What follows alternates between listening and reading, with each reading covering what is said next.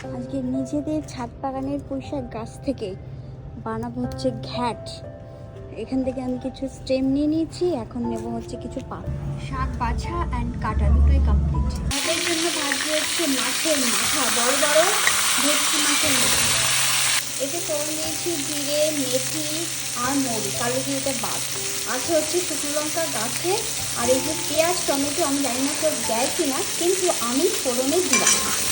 এখন দিয়ে দিচ্ছি একটু আদা রসুনের পেস্ট, দিয়ে দিলাম পরিমাণ মতো নুন, হলুদ, পরিমাণে লঙ্কা গুঁড়ো, কাঁচা লঙ্কা যদিও বা আছে, যার অতুলনীয় শুকনো জিরে। এর মধ্যে দিয়ে দিচ্ছি ধুয়ে রাখা আলু আর কুমড়ো, দিয়ে দিচ্ছি কেটে ধুয়ে সেদ্ধ করে রাখা ওল কচু। এবার তরকারিতে চলে যাবে পুঁই শাক কেটে রাখা, এর সাথে আমাদের গাছের লঙ্কাও আছে। এই যে তরকারি একটু ভালো করে কষিয়ে নিচ্ছি মাছের মাথা দিয়ে, চিনির বদলে দিয়ে দিচ্ছি আমি একটু গুড়। ব্যাস ফুটে গেছে, এবার গরম মশলাটা দিয়েই নামিয়ে নেব।